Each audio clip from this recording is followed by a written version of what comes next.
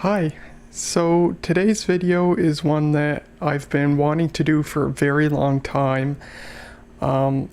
Today's video is going to be basically a history of all the related events in my life and the feelings and different things that I've felt leading up to my decision to undergo a gender transition. This video is going to go in a few different phases. I'm going to start off with kind of like my childhood and teenagehood and some of the events that happened there. And I'm going to be talking about some of the stuff I did when I realized I had issues with my gender identity and what I did leading up from then until when I finally started seeing the gender psychologist and the endocrinologist and starting HRT. Today's video is being filmed in a sort of different manner. I have my Olympus LS7 digital recorder here to serve as a microphone, and that's basically so that like one of the girls upstairs is home, so this is so there's a better chance of them not hearing me because the ceiling between us is not very thick, and I'd rather them not hear me make any video really. And also, where I can only guess that this is going to be sort of a long video, it's a bit easier on my voice. I'm talking far quieter than I normally am when I make a video, and sometimes with these long videos, near the end of them my voice starts getting hoarse just because I've been talking pretty loudly for so long. So hopefully this alleviates that, and hopefully I don't move it around in my hand too much and make you hear all the scraping noises and stuff. So we're gonna get right to it. I'm gonna start off with sort of things and circumstances I had in my childhood that I think today may have been relevant to my gender dysphoria and decision to start a gender transition. It's a very common narrative. It's very common for transgender people to have felt the way they do their entire life. You always hear the stereotypical story on TV where a trans person, basically popped out the womb feeling like they were the other gender than their birth gender. And I always thought that was actually sort of fake, like a stereotype, and it turns out that it's actually true. A lot of transgender people actually felt the way that they do from their very earliest years, their very earliest memories. But some people don't, and I'm one of the people that actually don't. I didn't have any sort of gender or sexuality issues for the majority of my life leading up to this point. I went all the way through childhood and all the way through adolescence, never really having these issues until I became an adult. With that being said, some people feel this way and some people don't, and either way is very valid. It's a little bit sad sometimes when you look on one of the transgender boards on Reddit. People will ask questions because they feel like they have gender dysphoria, but they're inclined to dismiss it because they didn't feel that way their whole lives, and so they're thinking, what was that?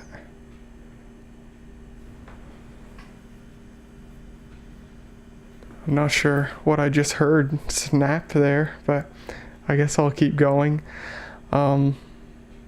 Now I forget what I was talking about. Oh yeah, sometimes on the transgender boards on Reddit, you'll find a person who's posted, feeling kind of bad because they've started having gender dysphoria, but it's something that came about recently as opposed to them having it their whole life, and they're afraid that they're not actually transgender because of this. And so I'll put that myth away here. That's another thing I'm hoping to do in this video, is sort of explain and put away some myths surrounding transgender people and gender dysphoria and stuff like that, so that if anybody watches this video who may be going through gender dysphoria, hopefully this can help alleviate some of your concerns and fears. So it's a very valid thing. Many trans people do not have gender dysphoria until later in life, and this was my case. I lived a full childhood and adolescence having no clue, feeling totally fine, straight, cis male, absolutely nothing wrong. With that being said, there are a few things that I can think back on in my childhood and adolescence that sort of, that I think may have been a symptom or may have possibly contributed to my gender dysphoria. And when you're a really young child and you don't actually feel gender dysphoria, it's hard to tell whether these things actually may have been a symptom of gender dysphoria or not. So I personally, for the events that I'm about to name that happened in my life, I don't really know. I'm not going to conclude that yes, these were symptoms of my gender dysphoria, but I think they were interesting circumstances to consider nonetheless. One of my earliest memories as a child, so I'm talking like 2-3 years old, was wanting to wear my big sister's platform sandals. And you may be thinking, platform sandals? Well, it was the 1990s. People wore them at that time. So my big sister, one of my big sisters, had a pair of platform sandals, and I wanted to wear them. As a matter of fact, something that's sort of been a factor my whole life, and this is something that this has always been sort of my deepest, darkest secret, although it's really nothing to be ashamed of because a ton of people are this way, is that I actually have a foot fetish. I'm kind of into women's feet. I've always been this way. It's just the way I am. I'm one of the significant percentage of the population that's this way. I've always been attracted to women's feet and women's shoes. And so, and you may ask, well, does this mean you're into your own feet? No, not really. I don't think my own feet are particularly nice looking. That's why I wear socks all the time. With that said, if I ever entered a relationship with someone who was into my feet, that'd be totally cool. But this is something that's very much a part of me, and it's been a part of me my whole life. And the reason I bring it up is because I've always sort of had an interest in women's shoes, and I liked wearing my sister's platform sandals back then when I was really little. And I think that possibly might have been a symptom of some, sort of some gender non-conforming behavior. But, I was 2 or 3 years old. Who knows, right? Something that was a factor throughout my entire childhood and adolescence is that whenever I was a part of family gatherings, I always liked sitting and conversing with the ladies rather than the men. I always just liked, excuse me, I always just liked it better. Because the men would be talking about, they'd be talking loudly and talking about, stupid stuff, where the women would often be more elegant and talking about more things that I were interested in. And I always just felt more, I forget the word I'm looking for. It always just felt more natural to hang around the women than the men. And I think this is probably very likely a symptom of the gender dysphoria I'd face later in life. Another factor of my childhood that I don't think is really part of it, but I think I'll bring it up anyway just for interest's sake, is that for the first several years of my life, I lived in a house that contained 4 women and then one other man who was not present very much. There were my parents and my 3 sisters. We all lived together until I was 5 or 6 years old. At that time, my 2 older sisters, who have a different father, went to live with their father, and then mom and dad split up, and me and my little sister and mom moved to a different house. But for the first few years of my life, I lived in a house with 4 women and 1 other man, and the man being my dad. And Dad worked at times 60, 80 hours a week, and so he wasn't home very much. So for most of my time was spent around Mom and my 3 sisters when my 2 older sisters weren't going to school. And so at first I sort of wondered, gee, I wonder if hanging around all these women could have sort of instilled sort of a feeling of female being into me. But I don't really think so, because there's a trans girl I know, well, there's, lots of trans people grow up in all sorts of family situations, and there's really no one family dynamic that sort of points to gender dysphoria. A trans girl that I know in person grew up with 2 brothers and no sisters, and she transitioned way earlier in life than I decided to. So yeah, that's probably not a factor, but I thought I'd bring it up anyway. Otherwise, I lived a very ordinary boyhood. I liked a lot of stuff that boys liked. I liked getting dirty. I liked cars. I still like cars. That's just very much one of my things. My dad was a car person, and that very much rubbed down off to me. But I like cars. I like tractors. I always loved tractors and engines and stuff like that. And of course my other things, computers and stuff like that. And I had a very normal boyhood. I wore boy clothes, and I really never had an issue with it. I played with the other boys at school, although my best friend in elementary school was a girl, but the rest of my friends were all boys. And so there really wasn't any, or I don't think there was really any any red flags that would have pointed to that. Moving into my teenage years, there weren't really any red flags either. I went through puberty. I became horny. I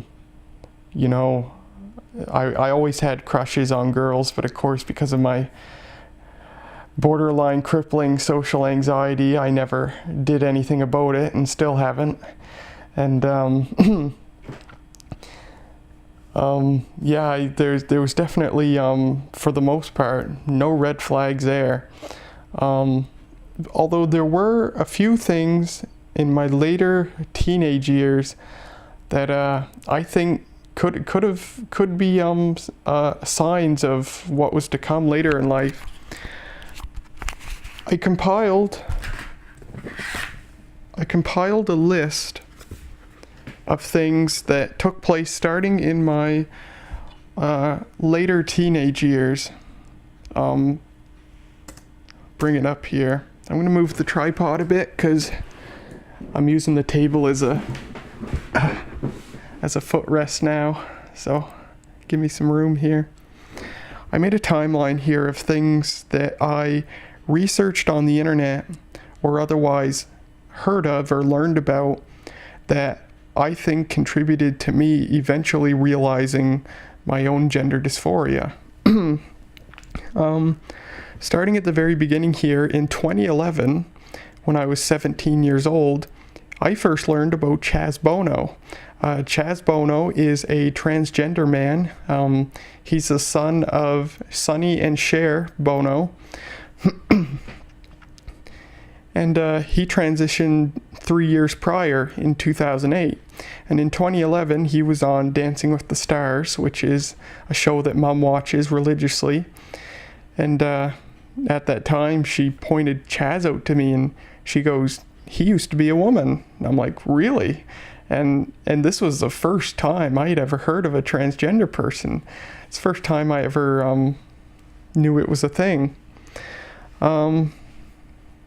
It just got me thinking. I got a bit ahead of myself there, but anyway, that was just the first entry of my list when I learned about Chaz Bono.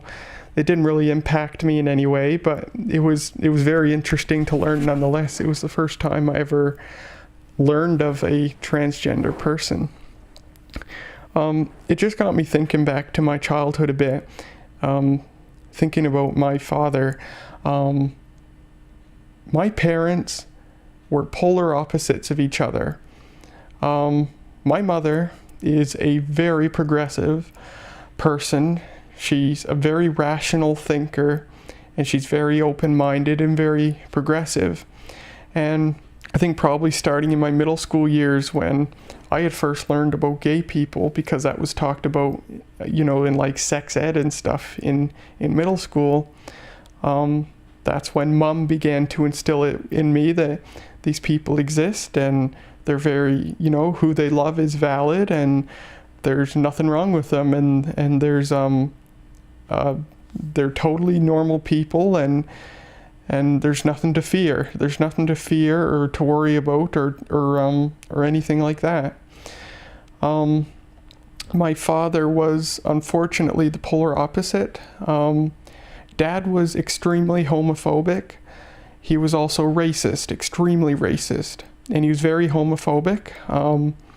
There were a couple of times I can think of where he tried to explain to me that gay people were ill and that they're going to hell. Dad wasn't a very religious person. He grew up in a very religious family, but he himself wasn't very religious, but he was religious enough that he spoke to me about gay people and how they're going to go to hell. And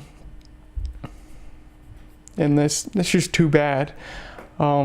But luckily, even at that time, and this would have been, my preteen years or my early teenage years that he tried to tell me about this stuff, I dismissed all of it because my mother had already caught me and told me about these things and that they were totally fine.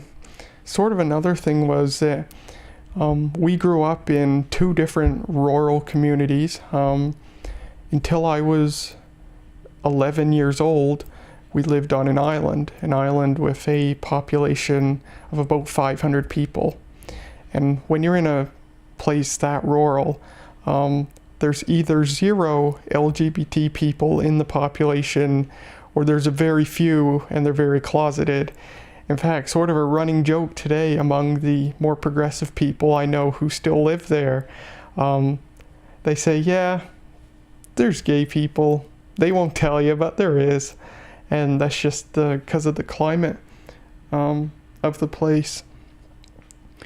And then when I was 11, we moved to a town which still, not as rural, but still kind of it's a very conservative location. And so I'm sure growing up in those areas, and of course, once I got to middle school, everybody used gay as an insult. Oh, that's gay, you're gay, stuff like that, and I'm sure I probably did it too a few times, but it's totally wrong. And of course, I'm sure that growing up in those places and around, that sort of thing, probably instilled sort of a bit of internalized homophobia in me. And I would say internalized transphobia, but I don't think I even knew that transgenderness was possible, was even a thing. It was certainly never talked about when I was in middle school or even high school. It just wasn't a thing. To my knowledge, I never went to grade school with a single trans person. I went with one gay person and one bi person. The bi person I was actually fairly good friends with. So, by the time I was in high school, I knew that, and we all knew that being gay was a pretty normal thing. Those two guys at school, they were still kind of subject to occasional bullying and stuff because of their sexuality. But for the most part, we all got along just fine. Can you tell yet that this video has not been structured well? I can't script these things because it just aggravates me trying to script them, and I'm lazy and it takes too long. And then when I start filming these unscripted, I get aggravated because I'm all over the place with tangents everywhere. And anyway, that's par for the course when you subscribe to these channels. It's a couple of days later, and as I was editing this video, I once again realized I forgot to talk about a couple of things that I want to talk about. I have two more sort of symptoms, I guess, two more things I did in my life that sort of could have been a foreshadowing of my gender dysphoria later in life. This is only speculation from me. It may have actually been a symptom of what was to come, or it may not have been, but I thought nonetheless it'd be really interesting to talk about. The first one is that throughout my entire life, including up to the present day, whenever I talk to myself in my head, you talk to yourself, you can hear your own voice in your head, be it thinking or whatever. My voice in my head is really high pitched, and I always took it to be a prepubescent version of my current voice. I noticed in my teenage years that despite my voice sounding like it does now, I always had what I always assumed to be my prepubescent voice in my head. And I always just thought, well, it's because, first 11, 12 years of my life, that was the voice I had, and it's just kind of stuck in my head and I can't get rid of it. But what I'm thinking now, since I've, realized my gender dysphoria and stuff, I started realizing maybe it's not my prepubescent voice, maybe it's a voice that I wish I had, being female and, transitioning to female. Maybe this was a female voice I had in my head all along. Like I said, it's just sort of speculation and sort of, conspiracy on my part, but I thought it was very interesting nonetheless. The second thing the second event I wanted to mention is one that I think could actually be more than just speculation. I think this could actually be a sign of things to come. Like every, teenage guy, I had my, fantasies and things I like to daydream about, with regards to, sex and relationships and stuff like that. And I'm sure probably everybody's done this. I used to like to imagine, my dream girl to be in a relationship with. And I had this dream girl in my mind, what she looked like, what her face looked like, the kind of clothes she wore, and stuff like that. And when I started transitioning, I sort of realized that this dream girl I always had in my head was basically a female version of myself. It was basically someone who looked sort of like me, but female. But they had otherwise the same, general characteristics of me and stuff like that, but they were female. And so I think now at the time, this possibly very well could have been me wishing that I looked like that. It manifested as wishing I could be with someone who was like that. But I think in retrospect, it could have been me wishing that that person that I made up in my head was me. And I just thought that was really interesting. Those are things that very well could have been signs of, the gender dysphoria I'd have later in life. So I just wanted to come back and put those out there because I think they're kind of interesting. Going back to my list here, 2011 I learned about Chaz Bono. In October of 2011, I actually went back on my Google search history so I could see, and I was able to go back to 2011 and see whenever I Googled something related to gender transitions, which I think is really cool. It's really cool from a historical perspective. And so my next listing here is in October of 2011, I Googled the word transsexual. And then I looked at the Wikipedia article called transsexualism. And yeah, that was the first time I ever did any research on what it meant to be transgender. And I'm sure what brought that up was probably learning about Chaz Bono. Here's a big one.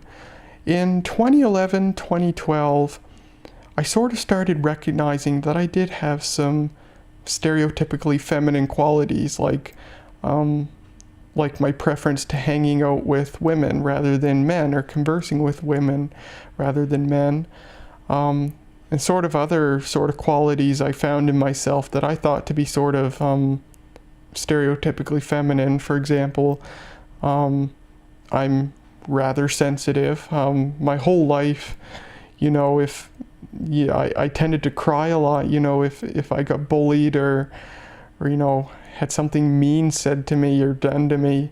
I was very sensitive to that kind of stuff, which I perceived at the time as being rather feminine. Certainly there's a lot of men this way, and that's perfectly fine.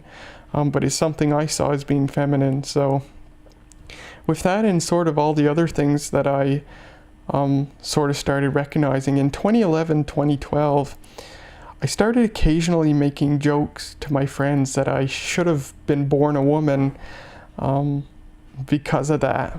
And, I can remember saying these things once in a while, and I sort of just did it as a joke, but I also did it because I'm sure in the very back of my mind, there were sort of wheels turning with regards to this stuff. But at this time, 2011, 2012, the end of my high school career, I really didn't have any knowledge of transgender people. There wasn't much knowledge available about transgender people at all. And then in 2013, my second year of university, I had a rather monumental event. I found the Facebook profile of someone that I knew in my first year of university. They lived in the same residence that I lived in. And I knew them. We knew each other. We didn't talk. We had separate circles of friends, so we just didn't talk much, but we knew each other. And we didn't see each other after first year of university because they were in a different program than I was. But in my second year of university, I found the Facebook profile of this person and discovered they had undergone a gender transition. And this sort of blew my mind because this was the first time that I ever saw someone I knew personally undergo a gender transition. Actually, I think it's still the only time I've ever had someone I knew personally undergo a gender transition. And it blew my mind at the time. And part of the reason it blew my mind was because she was beautiful. She is beautiful. She is one of the most gorgeous women I've ever seen in my entire life. And even at this time I found her profile, I can tell you she wasn't even on hormones yet. She was one of the bolder people. She socially transitioned before she medically transitioned. And so she wasn't on hormones yet at this time, but she looked so gorgeous. And it just blew my mind. And I was with a friend of mine when I happened across her profile, and I'm like, hey, look at this person. I guess I probably at the time used the term sex change. I said they went through a sex change. Look how beautiful they are. And he goes, "Ew, man, don't do that. That's gross. That's disgusting." And so that made me feel kind of bad. I guess, he wasn't one of those people that was open to that kind of thing. But for me, it was really amazing to see that, just because of how beautiful she was and how she was still living a perfectly good life as far as her Facebook profile showed, and going to school and stuff like that. And it's like, wow, people can actually do this and look awesome and live totally normal, happy lives. And so that was a big sort of event for me. Looking at my Google search history, also in 2013, I Googled the word transgender for the very first time, and I looked at the Wikipedia article called transgender. So this would have been the first time that I started reading about, transgender and what it meant online. At this time, and still today, Wikipedia has two different articles. One's called transgender and the other is called transsexualism. I don't know why they don't just merge them into one page, but whatever. In February of 2014, I Googled transsexualism, and I once again read the Wikipedia article called transsexualism, and then I read the Wikipedia article called transgender. So this was a time when I was sort of, really starting to research this stuff, although at this time, as far as I can remember, I still didn't have any gender dysphoria. I was doing this purely out of personal interest, basically. And then in early 2015, I started learning about gender non-conformingness and gender expression that, outside of what one may even identify as. And how this came about was, in early 2015, I took a music class at school. A class of the history of rock and roll. And one of the figures we learned about in that class was David Bowie. David Bowie is, of course, a very important person in the history of rock music, for sure. And learning about David Bowie was one of the most interesting parts of that class for me, because I found it very interesting how, although he identified as a man his whole life, in the early stages of his career, in the early to mid 70s, when he went through his Ziggy Stardust phase, he presented in usually a gender neutral fashion, even though he identified as a man fully and truly. But in the 70s, when his popularity really took off and he took up his persona Ziggy Stardust, he in concerts and stuff, he would dress in, and for album art and stuff, he'd dress in a very gender non-conforming fashion. And I thought that was just really interesting. And an assignment we had to do for that class was to write a paper, short paper, about one of the figures we had learned about up to this point, and explain why they were important to the history of rock and roll. And I wrote about David Bowie, and I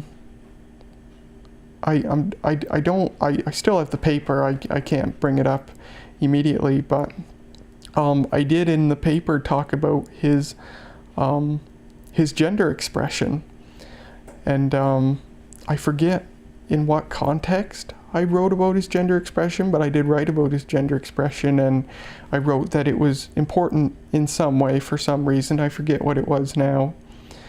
But yeah, and I had always heard about David Bowie. He's just, one of those famous musicians you hear about your whole life. And but I never actually, listened to his music or anything like that. But when I learned about him in early 2015, I started listening to his music, and I actually have a few pieces in my music library now. And I looked up music videos, a couple of music videos, and I was really attracted to how he dressed in those music videos. I really liked it and sort of wished that I could do something similar for myself. It was just sort of a fantasizing type thing, because it was really, I'm not a musician, I don't play anything, and there's really no situation that I would get to in which I would have done that. But it was just something I sort of fantasized about at the time, when I see David Bowie and how he looked and how good he was able to look. And I sort of imagined myself being able to dress like that. And that was the very first time that I ever imagined myself as a gender non-conforming person, and that was in early 2015. I'd like it. I'd like fantasizing about that stuff. One of David Bowie's right-hand men during his Ziggy Stardust era was a man called Mick Ronson. And Mick Ronson was once again through and through a man, but Mick Ronson had an extremely gender neutral, I guess I should say androgynous, that'd be more the correct word. Mick Ronson had a very androgynous style during the time that he worked with David Bowie. Mick Ronson would often wear a skin-tight gold-colored jacket and pants. He had very long blonde hair, and he wore he'd wear high heel boots sometimes, and all this combined with the fact that he was an extremely attractive man. He's no longer alive. He died of cancer in the 90s, but he was an extremely, to me anyway, he was a very good looking man. I think he's gorgeous, and when he's dressed in this manner, he was even more gorgeous. And that was another figure I sort of looked to when I started thinking about myself presenting in this androgynous fashion. So that was sort of another thing I started thinking about at the time. But I still didn't connect the dots, and I still didn't think about gender dysphoria. I just thought about how I'd like to look that way that I saw these men look. I think it's definitely a big part of what led up to me recognizing my gender dysphoria. So that was early 2015. And yeah, when I learned about David Bowie in that music class, that was my first time learning about gender presentation outside of one's birth gender, while still identifying as your birth gender. And then in April of 2015, was by far one of the biggest events that led to me, eventually questioning my own gender identity. And it was Caitlyn Jenner. It was when Caitlyn Jenner came out in April of 2015. And I knew who Bruce Jenner was, because Mom likes to watch the Kardashians for some reason, and Bruce Jenner would occasionally make appearances in that show. But when Caitlyn came out in April of 2015, and I knew who she was already, and I'm like, wow, holy crap, because this is like the first, well-known famous person since Chaz Bono that I had learned about who was transgender. And when Caitlyn came out, and when she started her series, I Am Kate, short TV series, like 7 episodes or something, that was the first time I watched all of it. And that was the first time I'd ever extensively learned about transgender people and about transitioning and the sort of challenges that transgender people face in public and stuff like that. And it's funny, I think collectively the transgender community, for the most part, collectively hate Caitlyn Jenner. It's sort of funny. It's a little sad, but it's sort of funny too. The trans community as a whole, like the general public, I guess, hate Caitlyn Jenner. And the reason for that is, of course, she transitioned under extremely easy circumstances. She has tons of money, a big house in a private location, all the resources she could ever need, She's had lots of plastic surgery. She had breast implants done, stuff like that. And the other reason is because when you watch I Am Kate, you learn that despite her going through her own gender transition, she's rather clueless when it comes to a lot of transgender issues, such as livelihood, safety, suicide, stuff like that, employment opportunities and difficulties and stuff like that, because she didn't have any of those issues. And so she was totally clueless about them. And people, the trans community, they don't like her for that. And that was multiplied by, hundredfold, because later, many months later, she voiced support for Donald Trump. And she still supports Donald Trump, to my knowledge. And yeah, all that adds up to very, a lot of hate from the trans community for her. And I would say it's justified in a way. I wouldn't say that I hate her. But regardless of your opinions on Caitlyn Jenner, you have to give her credit for one thing. She was the one who got everybody talking about gender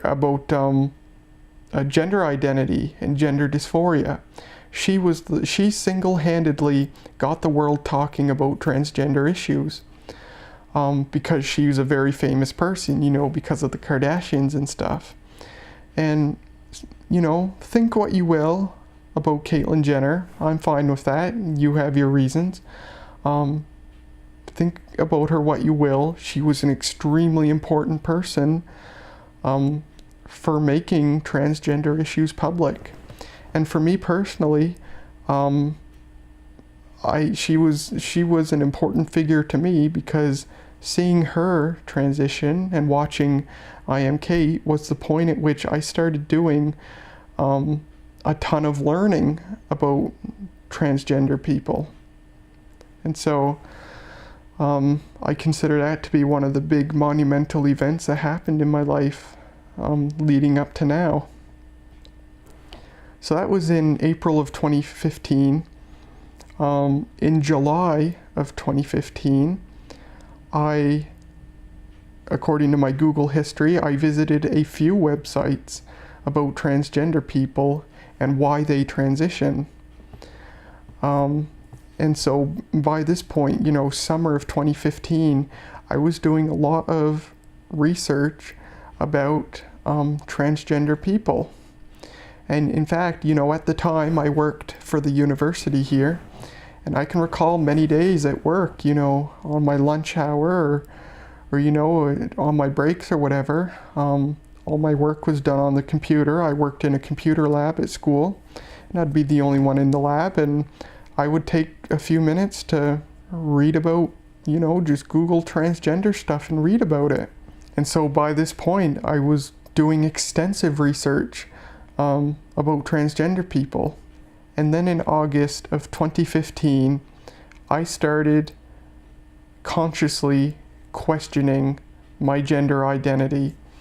I recognized the fact about the fantasies I had with my state of dress and whatnot, and all the research that I had done. August of 2015 was when I officially discovered that I had gender identity issues. I didn't know at the time if it was a phase brought on by all the stuff I was looking at and reading about. If it was a phase, if it was something else, I had no clue, but I officially realized that I had something going wrong with my own gender identity. All right, I had to take a little bit of a break there. I was getting hungry and tired and cranky, and oh, that's a bad combination. So we left off in August of 2015, which is when I realized that I had something going on surrounding my gender identity. I didn't know what it was yet, but I knew something was going on. And so that was kind of the real beginning of everything for me. So September of 2015 was when I started doing a lot of research about the gender spectrum and, the different types of gender identities: male, female, non-binary, gender fluid, agender, stuff like that. I started doing a lot of research about that stuff. And I began to conclude that I may be non-binary, or just somewhere in the middle on the gender spectrum. I basically knew that I was not the cisgender man I always thought I was my entire life. I'm going to read for you a passage I wrote in this Moleskine notebook in September of 2015. I tried for a few months to, several times in my life, I've tried to keep a journal or a diary, if you will, and they've always failed. My last attempt was in 2015, lasted a couple of months, and yeah, I'm just too lazy for it. But what prompted me to start this latest time was my realization that I had some issues surrounding my gender identity. So I talked about a lot of stuff in this entry I wrote, but I'm going to just pick out the stuff that's relevant here. So I wrote this on September 26, 2015. I mentioned how this year has been the most eventful of my life, not in terms of external events, aside from my new job and new friends that I've made, but internal ones. This summer gave me the peace and mental clarity to ponder some of the more core components of my life, in particular, my gender and sexuality. Early this summer, I started questioning my gender identity. Okay, so I may have made a mistake here. According to me, in September 2015, it was early in the summer that I started questioning my identity. This came as a result of reading in depth into the subject for the very first time, which I did because of two catalysts. I name a YouTuber who had began transitioning at around the same time, and Caitlyn Jenner completing her gender transition. Upon being encouraged to educate myself on the subject, I started reading many people's accounts. I have found that I identify strongly with feelings that many people have. For the first time ever, I found an answer to why I always felt certain ways, such as being more comfortable sitting with the women at family gatherings and being more interested in their conversations than those of the men. This goes even for girls at school. Even for months before I had this revelation, I would occasionally imagine myself in women's clothing, and the images in my head would appeal to me. I would usually be aroused by these thoughts, which is true, and that's a very normal thing. Actually, I'm going to touch on that right now. Something that a lot of trans people or people experiencing gender dysphoria notice that is another thing that makes them feel like their dysphoria isn't valid and is due to something else is a lot of people become sexually aroused when they imagine themselves as the other gender. And for this people, this usually makes them think that at the very most, all they have is like a cross-dressing fetish, and what they think is dysphoria isn't actually founded.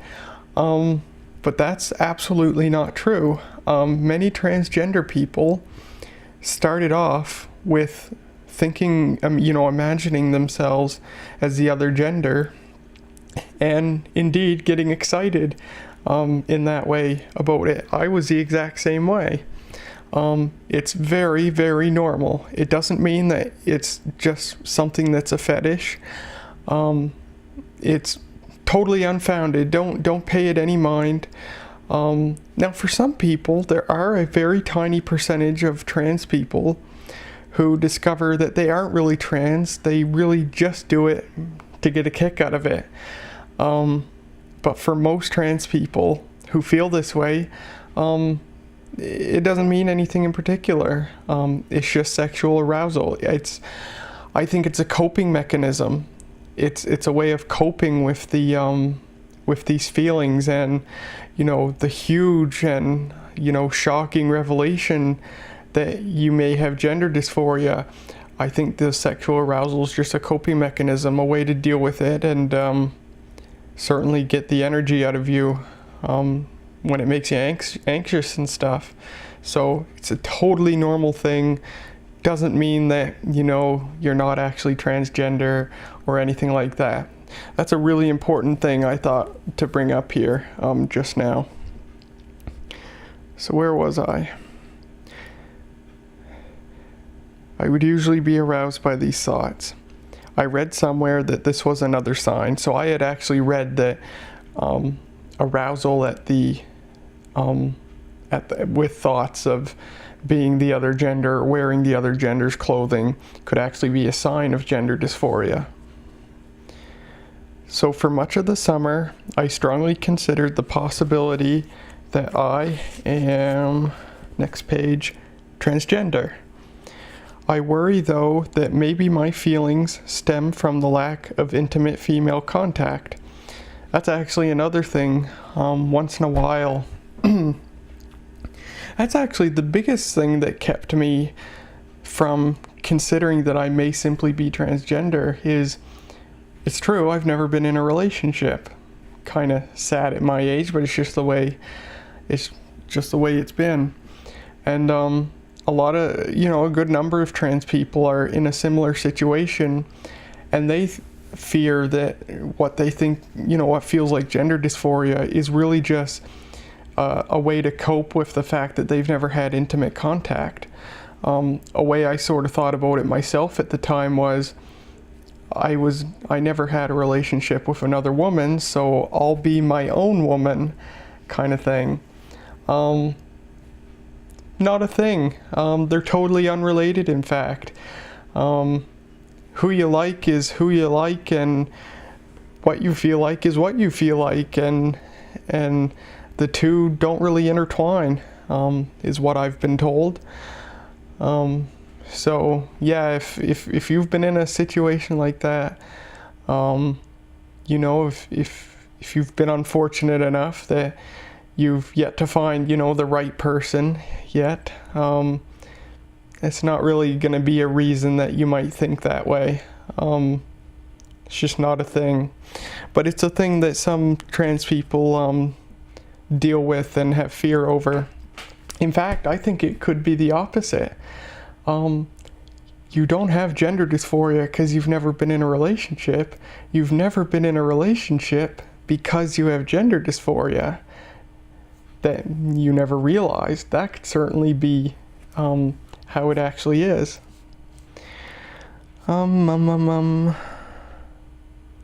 Yeah, I worry though that my feelings stem from the lack of intimate female contact.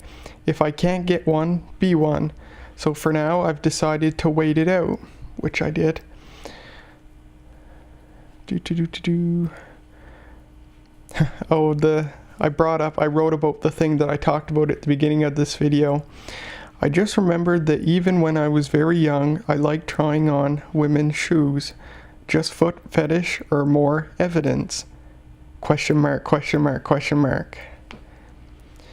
What I have done as a result of all this is I've started being myself more. I've learned from my reading that aside from male and female, there are genders that are either in between or both or neither. I know that I am one of these at the very least. So for the first time in my life, I know why I act, think, and feel the way I do. And as such, I no longer feel the need to act or look stereotypically male. This was a huge uplift. This was a huge weight on my shoulders at this time in my life, to knowing that I realize I'm not a cis male person, and now I don't have to act like one anymore. And that was a huge weight off my shoulders. Certainly, back when Dad was alive, he had a big aversion to any display of femininity from me. If I got upset and cried or anything like that, he'd be so far, he'd do so much as to tell me to get out of the house if I was gonna cry. That's the way he was, unfortunately. I have become much happier and more loving of myself as a result. I now know who I am much more than I did before. This is what I mean by internal happiness, and I see now how important it is. So as of current, I identify as simply Trent the person.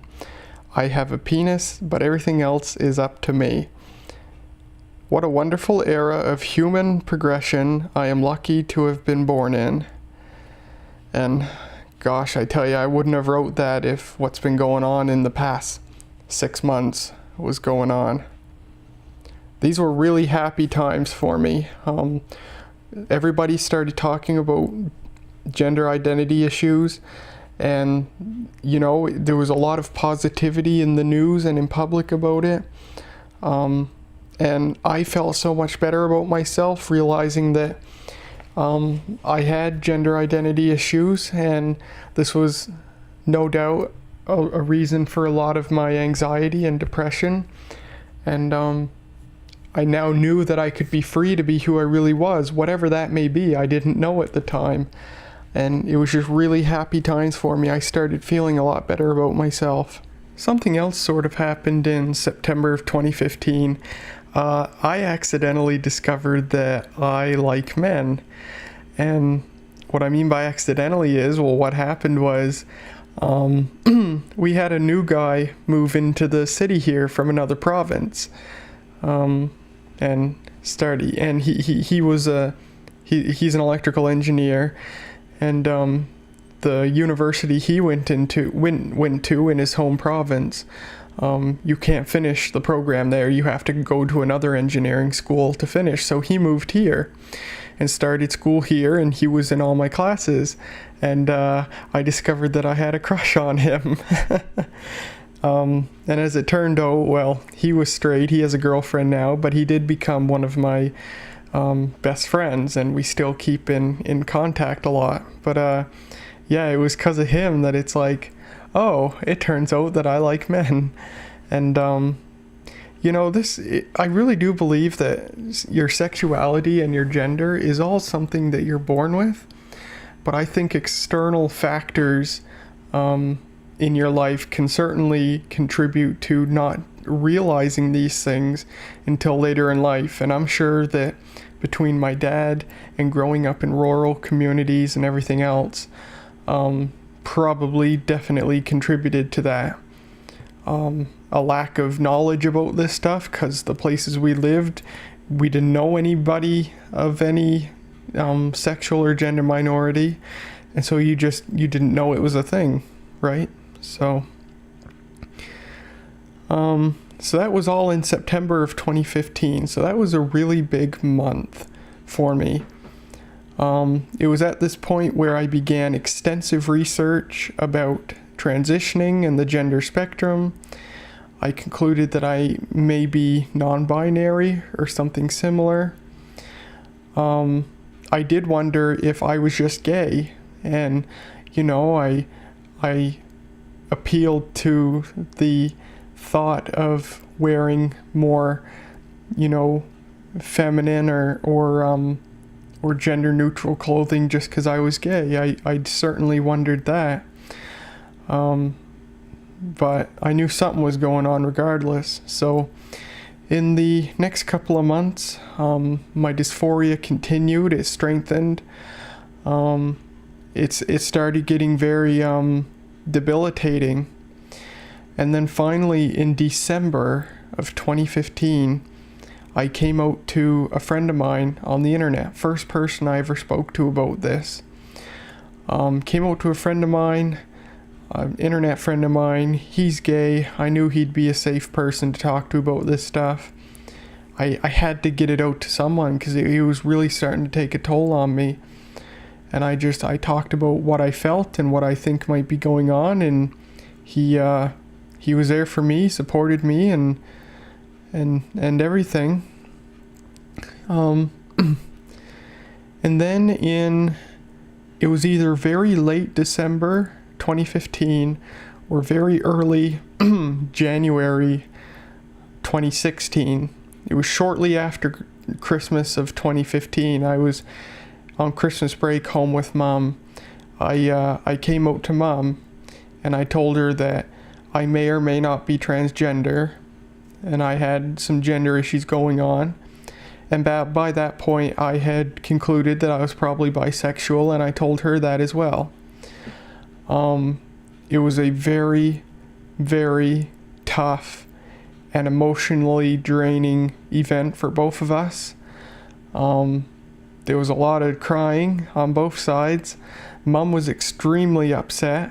Not mad or anything, because right from the get-go, she said she totally supported me, but she was very terrified, because she certainly didn't know as much about anything as I did.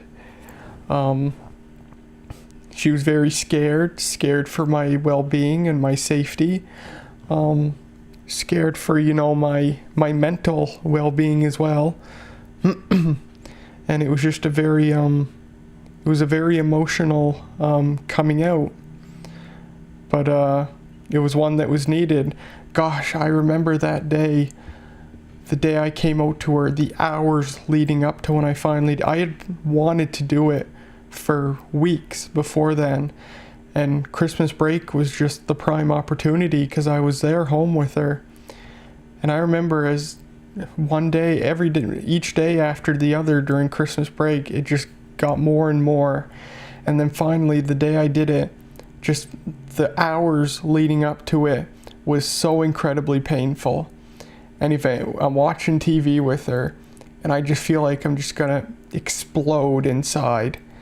And I finally said, turn the TV off. I said, turn the TV off, because I've got something really, really important that we need to discuss. And she said, well, what sort of, what is it, something bad? And I said, no, not really. And she said, well, did you get drunk? And I said, no. And she said, did you do any sort of drugs? And I said, no. Because, we both knew these were things that would have upset me as well and made me ashamed to tell her about. And I told her, I said, I'm bisexual, and I've also got something going on with my gender identity. And I told her I was going to start seeing someone. I didn't know who, but I was going to start seeing someone to talk to about this. And I didn't know what the avenues would be, but I said if it turned out that I really did have gender dysphoria, I was going to begin transitioning to a woman and start HRT. And it was a very emotionally charged coming out, but it had to be done. It ultimately went very well, and she voiced her total support for whatever I had to do. So that was in December 2015, January 2016.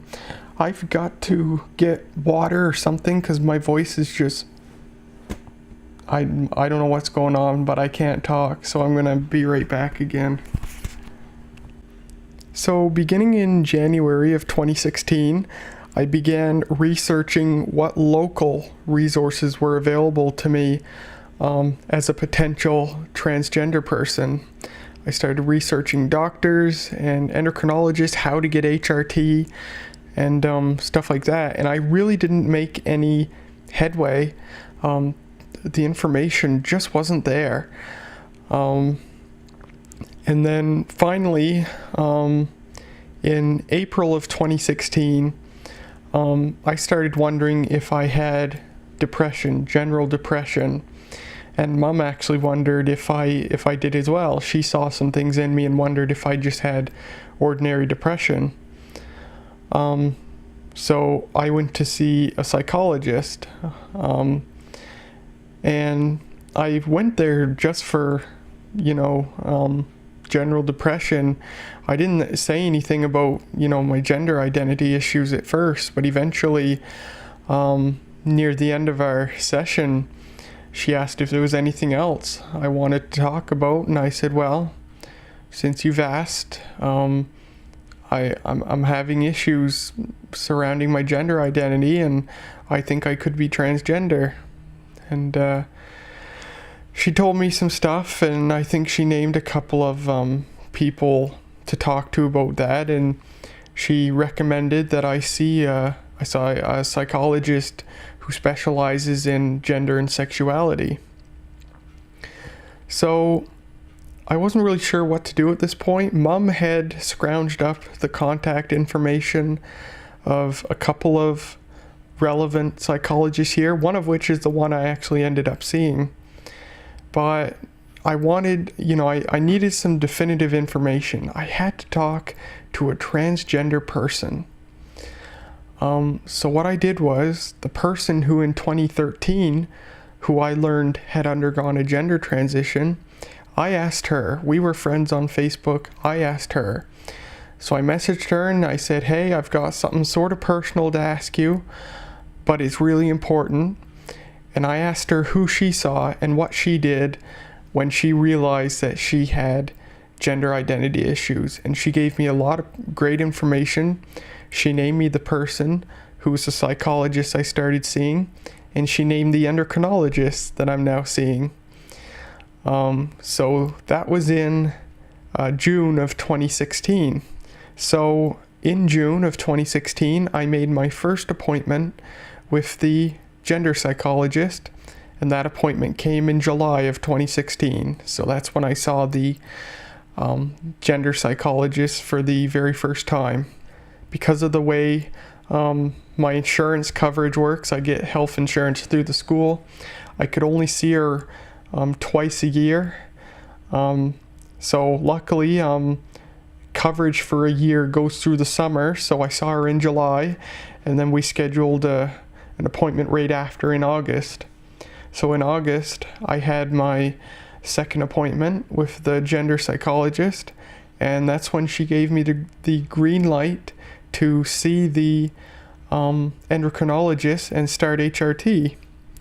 Now in the beginning, when I was learning about how people go about getting HRT, it looked really bleak, because it seemed like HRT was either expensive or hard to get or complicated to get, with some doctors requiring you to live as a woman for a period of like 1 year before they'll prescribe you HRT.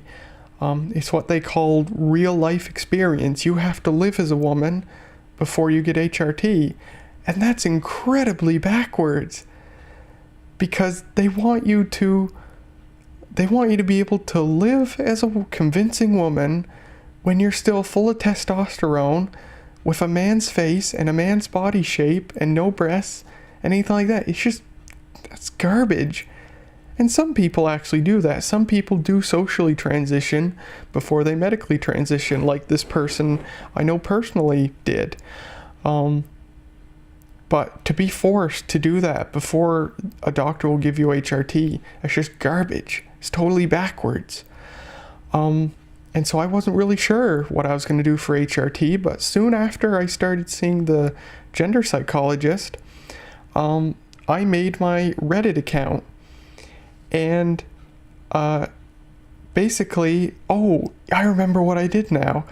Around this time, I forget when, I asked on the Reddit board Ask Transgender, and I asked if any Canadian transgender people managed to get their HRT through our public health system.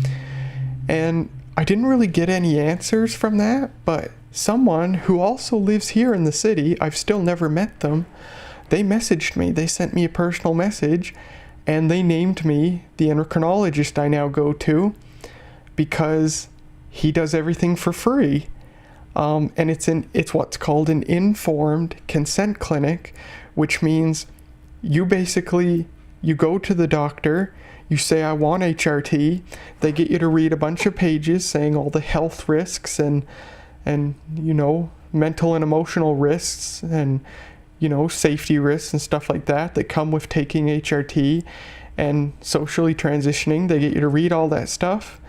And if you agree to all those things and you sign the last page, you get your HRT. No jumping through hoops or anything like that. No having to go to your family doctor, which I haven't spoken to my family doctor in years. She was never particularly useful for anything, so I certainly wasn't gonna throw her into this mix.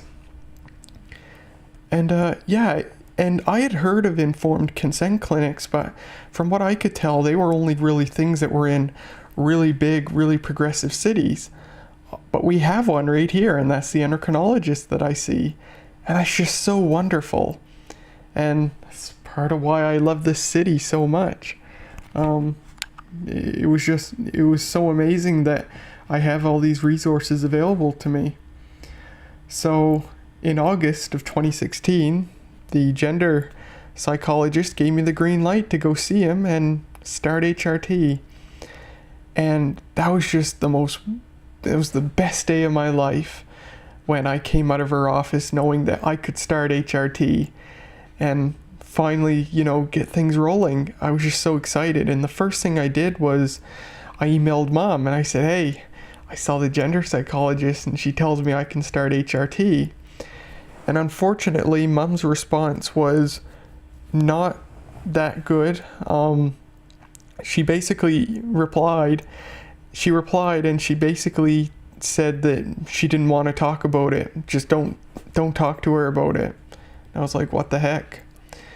And yeah, it turns out that Mom was just, really scared because, see, when I came out to her in December of 2015, I had basically said, yeah, it's going to be a while before I do anything because, I was in the middle of school and stuff like that. And apparently she took that to mean like a few years or something. And it's like, hell no. So she was super surprised when I'm like, yeah, I can possibly start HRT soon. She expected me to wait a few years. No, heck no. So, her response was poor, and that made me feel bad. But regardless, I was super excited. The relationship between me and Mom would be tense for a long time. She stated and restated her full support all the time, but because of her own fears for me, she wouldn't talk about it. She wouldn't let us discuss anything. I'd be excited wanting her to tell her something, and she just wouldn't want to hear it because that was her coping mechanism. If she's scared of, we're the opposite. If there's something that I'm scared of that I need to, look up or read about or talk to someone about, I'm going to do that immediately as soon as I can. But with her, if something is worrying or scaring her, her coping mechanism is to not do anything with it, to let it, get as far away from it as she can. So we kind of clashed that way because I'd be really excited to tell her some piece of news regarding this, and she wouldn't want to hear it just because it made her really scared for my well-being and stuff like that. But that sort of changed now. That's gotten better in the past few months, and it's all good now. So that was in August of 2016. In October of 2016, I started seeing the endocrinologist. I came out on Facebook, YouTube, and Instagram, and I created my second Instagram account, becoming.me.0. That was in October of 2016. And I remember seeing the endocrinologist for the first time, and it was so exciting, reading that pamphlet, but it was also really scary because it's like, for me, this was like, this is it. And it was like, it's either, do or die at this point. And I was really scared of what if I was making a mistake. Still, all through this time, going through this stuff, seeing the gender psychologist, and now reading the booklet that I would sign my name at the end, saying that I want to start HRT, it was still terrifying because I was still feeling, I'd still once in a while feel like this was all just fake. I felt like it wasn't real, like there was still something else going on, and I really didn't have gender dysphoria. And I was kind of scared about it because, some days I would feel the dysphoria, and I'd be excited about possibly transitioning, and then other days I would feel like I was totally fine as a man, and that scared me because I was like, it was still like, what if it's still something else that's wrong and it's manifesting in this way, and I'm mistakenly thinking it's gender dysphoria. I didn't know. So I remember, the first time I saw the endocrinologist in October, you may remember if you've been following me since the beginning of my transition, he couldn't give me HRT because there was something wrong with my blood. I had a poor white blood cell population in my blood, and I had a poor platelet population. So I had to have another blood test done. And then in November of 2016 was when everything came back clean, and he offered to write me a prescription to start HRT. And at this time, he asked me if I wanted to start a full HRT, a full dose of hormones, or just a partial dose to sort of test the waters. And it was really scary to have to make this decision because I still wasn't really sure if I was transgender. And I said, you know what? I said to myself, you know what? I've waited for this for so long. I'm just going to dive right in. I may still not be sure, but I knew that if it turned out that I was wrong and it wasn't the right thing to do, that I could stop and there'd be little to no permanent changes. So I said, give me the full dose. I was going to dive right in. I had waited long enough. So that's what he did. Now, what I'm about to say is another thing that I think is really, really important to get out there for anybody watching this video that might have gender dysphoria or about to start transitioning or anything like that.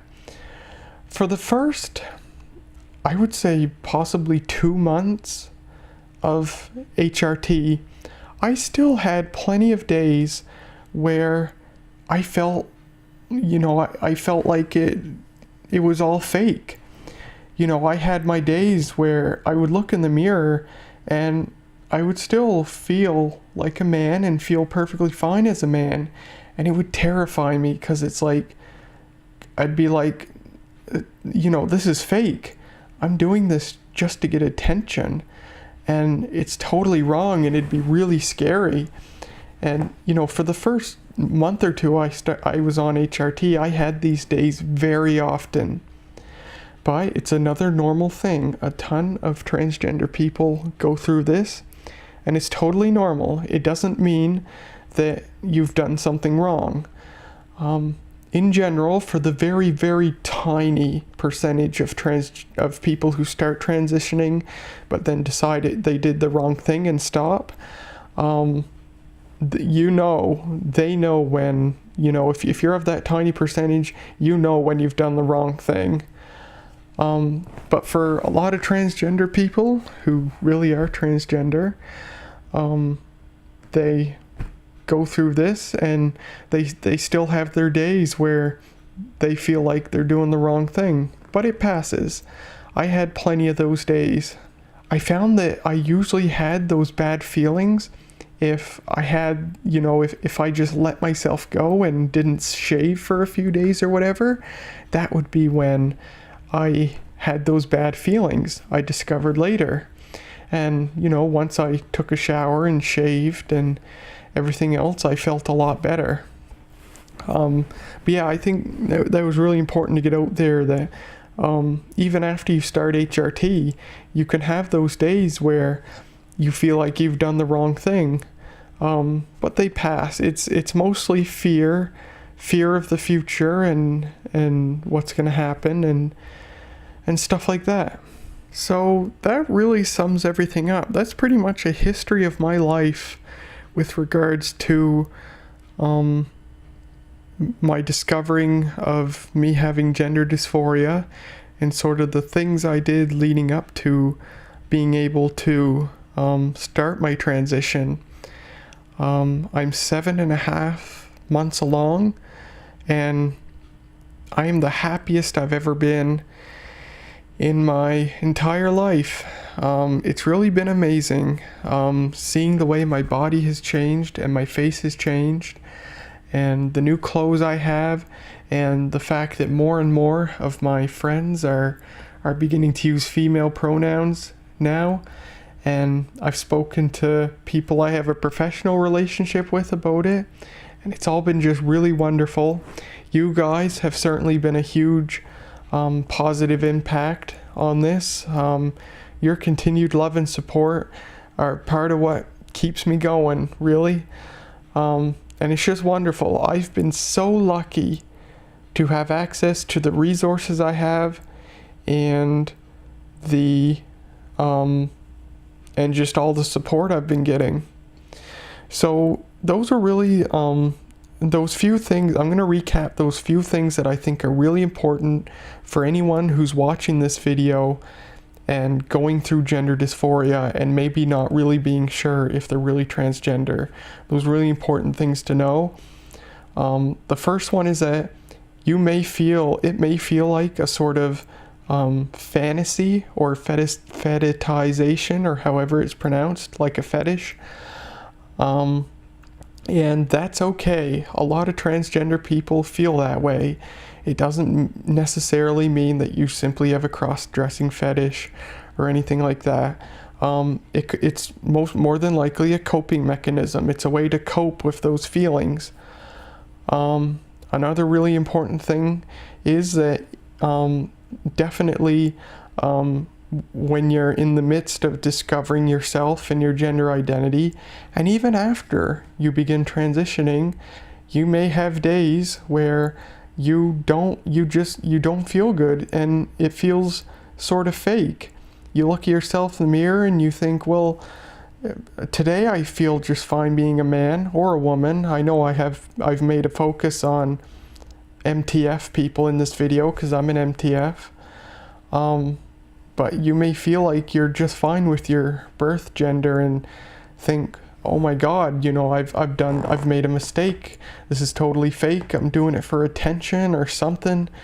And tons of trans people have those days, and that's also totally fine. I still have those days once in a great while. They're becoming fewer and fewer. I might have one a month now, and eventually it'll just completely go away. So that was the second thing. I think there was a sort of a third big lesson in this video, but I forget what it was already. Oh well. So what I want to sort of do to end this video is name a bunch of ways that you can, resources that you can look up and sort of help yourself along this if you have gender dysphoria. I think the best resources on the internet literally are the transgender boards on Reddit. There's Ask Transgender, which is a board for asking questions, and for the most part, most of the questions are asked by people who either haven't started transitioning yet or are just starting transitioning. There are tons of different questions on that board. People asking about their dysphoria. People ask, about some thought they have in their head or some event in their life that they think might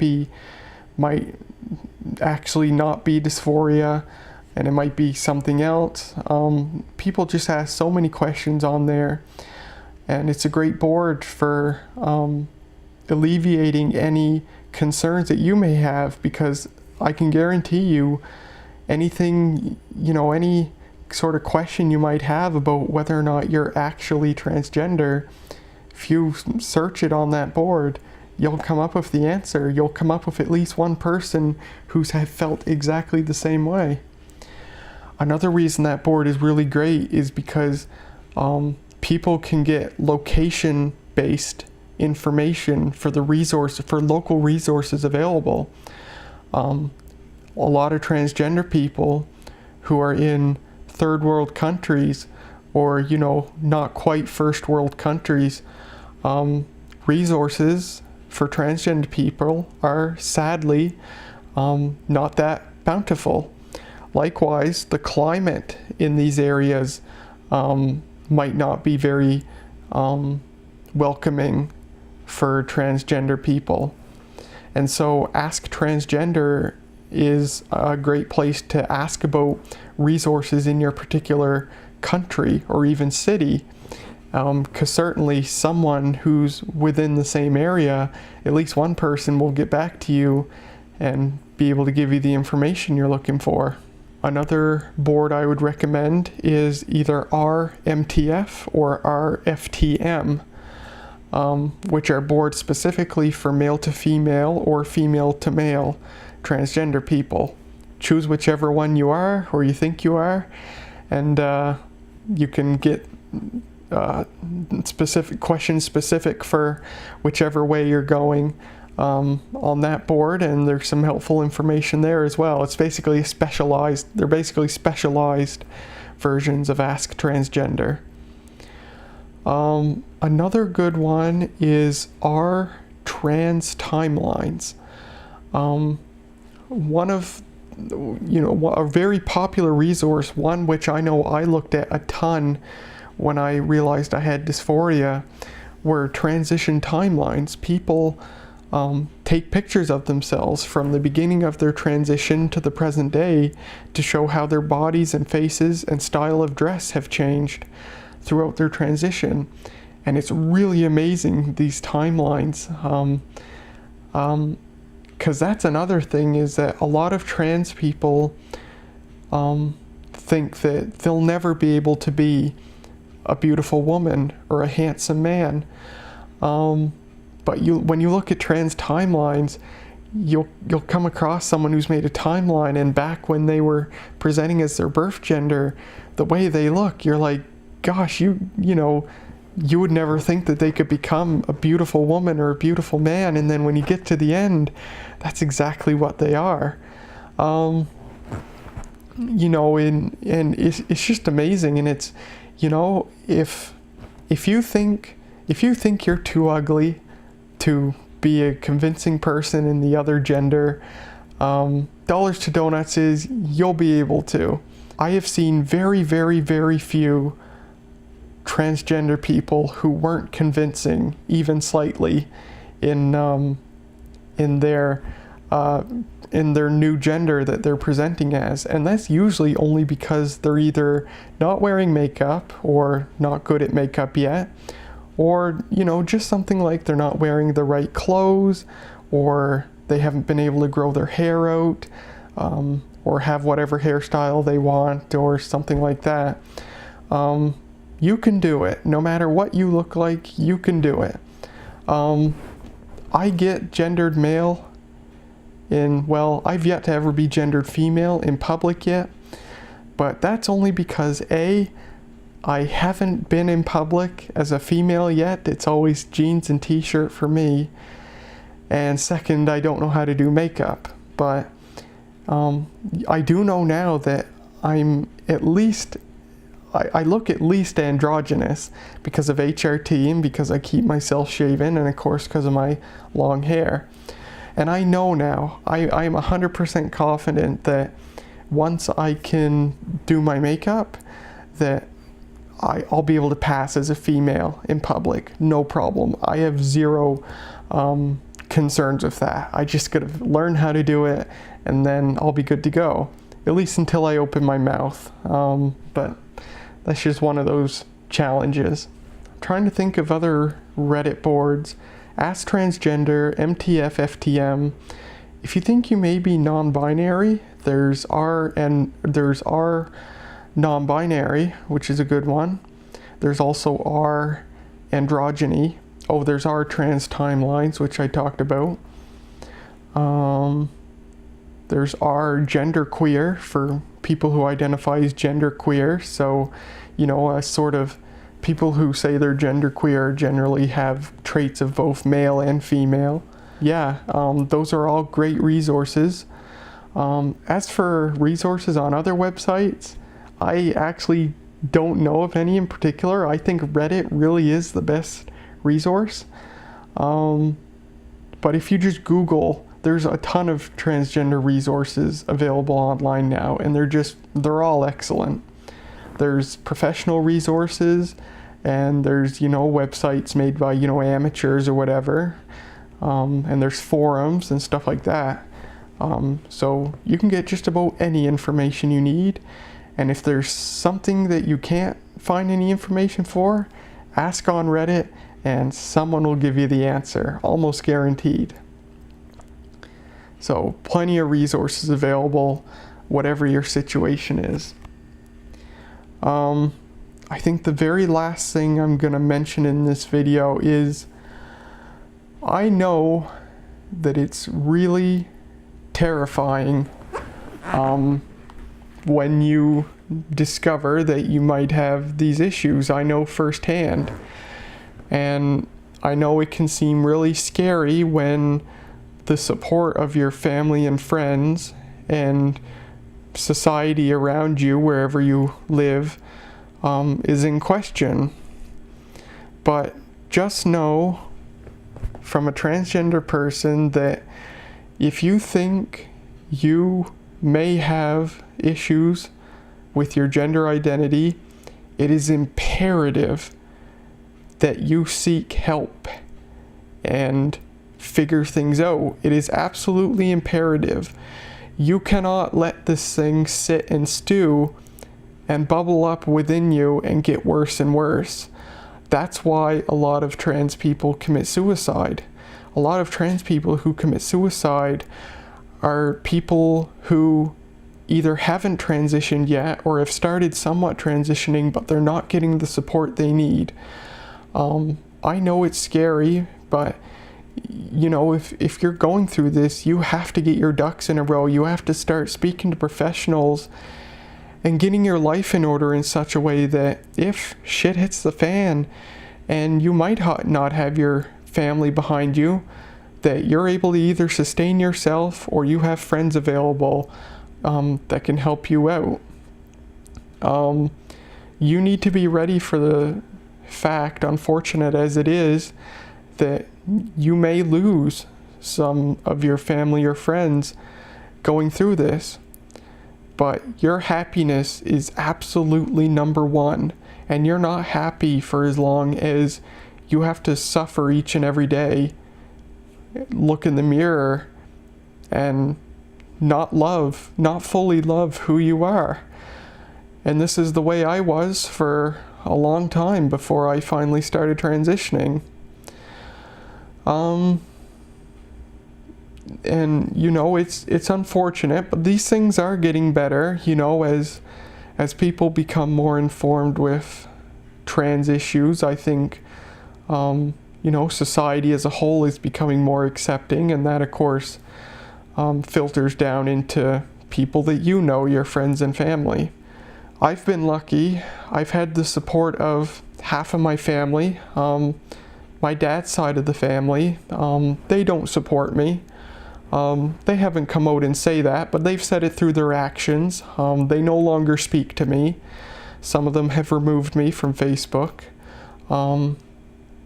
They've never said a word to me since I came out in October. So as far as I'm concerned, they no longer support me or consider me a part of the family. And that's pretty much what I expected of them.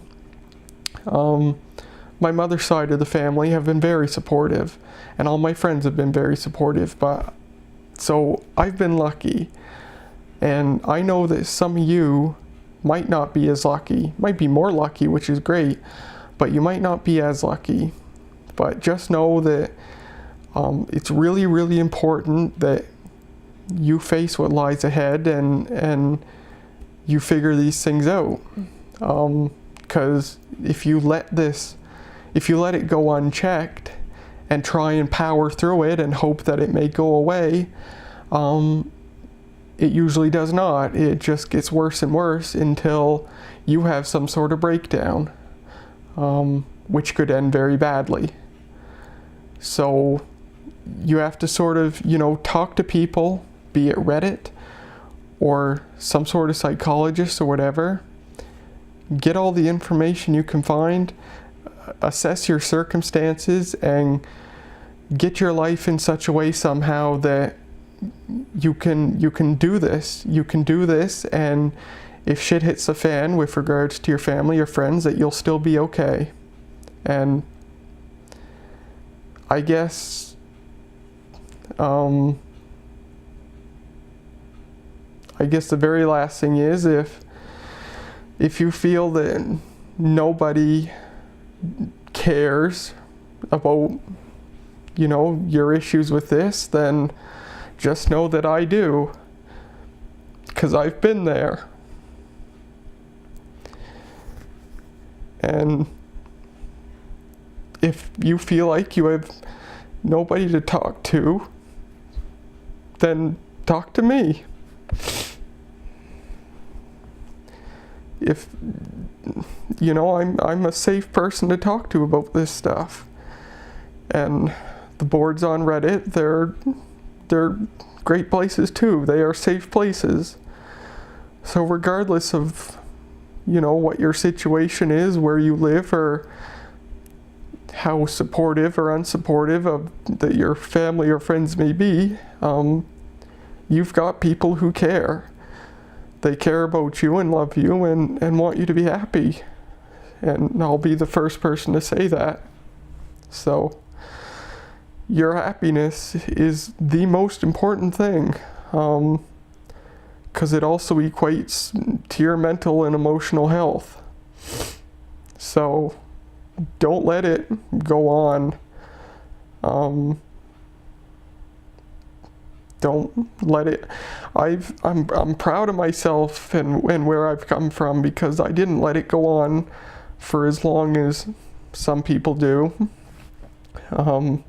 I'm quite proud that it only took, you know, a year and a half between me discovering that I had issues and me starting transitioning. But what I hope for everyone is that if anybody is going through this, that they can get the resources they need to get started.